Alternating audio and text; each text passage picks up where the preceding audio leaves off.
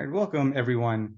When we have a sample of values x1 up to xn that we pick from a population and we want to estimate the population mean and the population standard deviation, we typically use the following two formulas.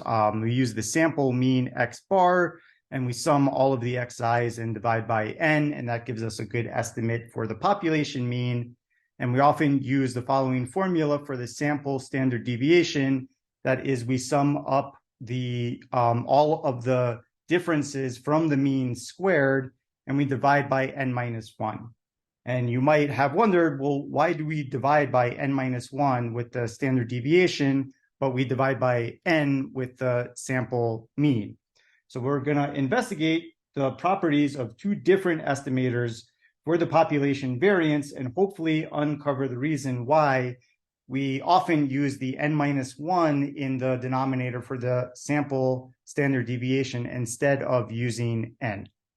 And so the two different estimators for the population variance that we're going to use are listed below where question 4 is written out.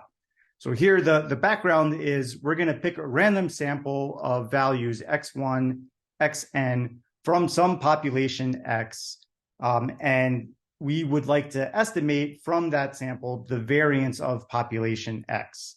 And so one estimator that we can use, I'm going to denote with s squared, and this is going to be the estimator that calculates this, an estimate for the variance by taking the sum of xi minus x bar squared for all of the xi's, and in this case we divide by n minus 1. And we're going to also consider a second estimator, which might be more intuitive, which is we'll denote with a sigma with a hat on top of it squared. And here we're going to sum up all of the squared differences from the sample mean. So we're going to sum up all of the xi minus x bars and squared. And now we're going to divide by n. And so we're going to take a look and compare the bias of these two estimators. And so as we compare these two estimators, just recall that an estimator is unbiased if the expected value of that estimator equals the value of the parameter it's trying to estimate.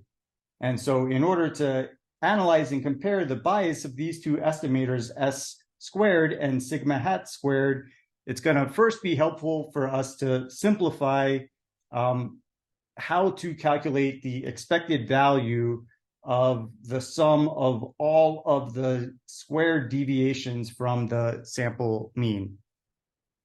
So let's take a look at the statement in question 4a. So question 4a is asking us to prove the following statement, that if we have random variables x1, x2 up to xn that are independently and identically distributed random variables that each of which have expected value that we denote mu and variance that we denote sigma squared, then what we hope to show is that the expected value of the sum of each of the xi minus x bar squareds is equal to n minus 1 times sigma squared, where again sigma squared is representing the variance of each of these random variables. And the hint that we'll use in order to prove this result is what I'm calling Theorem 15.1, is written down here in green. And so what this is claiming is that the expected value of this quantity is actually equal to the sum of the expected values of xi squared minus n times the expected value of x bar squared. So before we prove the general statement in question 4a, let's first take a look at this claim from Theorem 15.1 and verify that that is indeed true before moving on to the statement in question 4a. Okay, so let's take a look at how we can first prove this Theorem 15.1. And so in order to prove this theorem, let's just state a couple of useful facts. So if x1, x2 up to xn are independently and identically distributed random variables, and we're going to define x bar as the sum of the values xi divided by n, then let's denote some of the following properties. First of all, that the expected value is linear. So for example, if we take the expected value of the sum of the xi's, then that's equal to the sum of the expected values of the xi's. And since they're all being picked from the same population that has expected value mu, this is just going to equal n times mu. And so similarly, if we want to calculate the expected value of the sum of the xi squareds, we can use the linearity again, and this is going to equal to the sum of the expected values of the xi squareds. And another additional property are going to be some properties of summations. So just recall, we can pull constant multiples out from summations.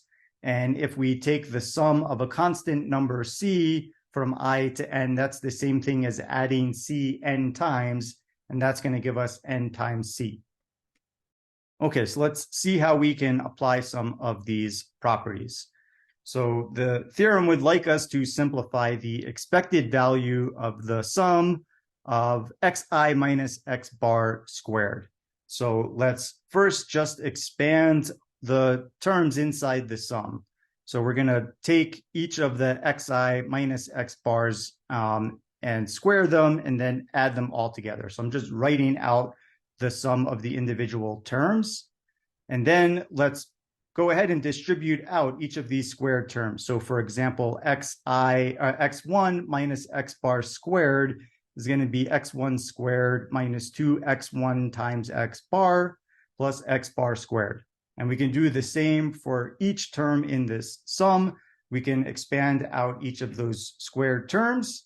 And then we can go ahead and regroup a bunch of these terms inside the expected value. So for example, I can group all of the x1 squared plus the x2 squared all the way up to the xn squared. And I can just write that as the sum of the expected values of each xi squared. And then I can also group together all of the terms that have the minus 2xi x bar together. And then I can group all of the x bar squareds together, and we have n of those. And with the first term that we have on the right side over here, we've used the linearity property of the expected value that I mentioned just before. Namely, what we're actually doing is we're taking the sum of the expected values of the x1 squared plus x2 squared, and we can write that as the sum of all of these expected values squared. And now let's take a look at the resulting expression on the right side of this equation. In particular, this term in red, the sum of the xi's. We can rewrite this since x bar is defined as the sum of the xi's divided by n. We can therefore write the sum of the xi's as n times x bar. So on the right side, I'm going to replace the sum of the xi's with n times x bar. And now we can simplify. So I still have the sum of the expected values of xi squared. And now I've got the expected value. Over here, I had minus 2n x bar squared. Over here, I have plus n x bar squared. So what's going to be left over is going to be minus n times x bar squared. And finally, I can use the fact that we can pull out constants from inside the expected value. So the expected value of minus n times x bar squared is equal to minus n times the expected value of x bar squared. Okay, and this concludes our proof. This is exactly what Theorem 15.1 was asking us to show, namely that the expected value of the sum of the squared deviations is equal to the sum of the expected value of xi squared minus n times the expected value of x bar squared.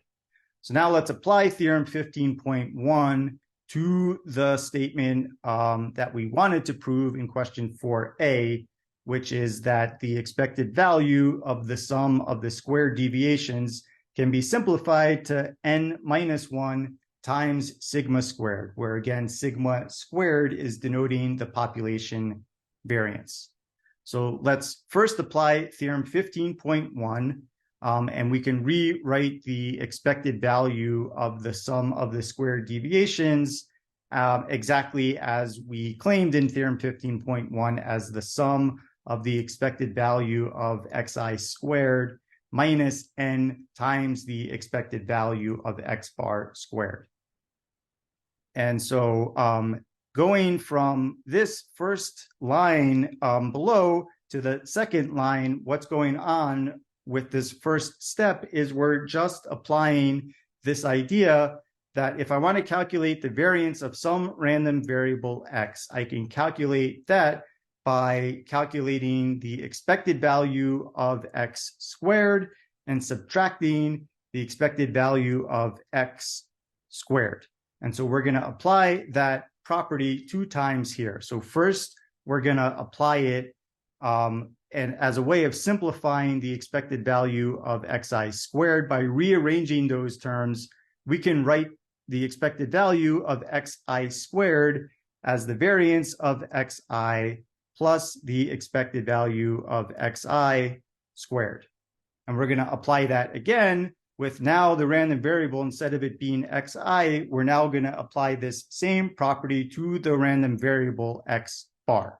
So I can write the expected value of x bar squared as the variance of x bar plus the expected value of x bar squared. So for this justification 1, we're just using this property that the variance of x is equal to the expected value of x squared minus the expected value of x squared.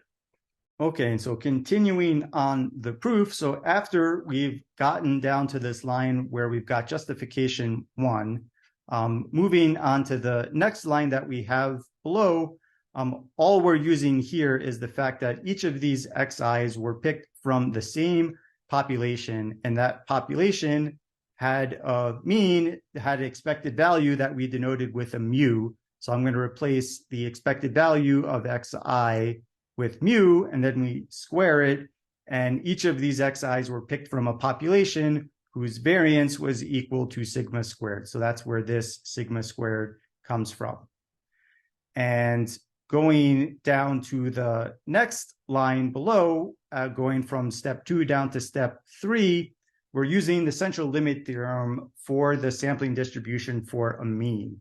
So recall, by the central limit theorem, x bar is going to be normally distributed, and the mean of x bar is going to be mu, and its variance we can write as sigma squared divided by n. So remember, the standard error of the sampling distribution was sigma over the square root of n, and thus the variance of x bar is sigma squared over n. So I'm going to replace the variance of x bar with sigma squared over n. I'm going to replace the expected value of x bar with mu. And then going from justification 3 down to the next step in step 4, we're just noting that in this sum, we're summing up sigma squared n times, and we're summing up mu squared n times. So these are constants that we're just summing n times.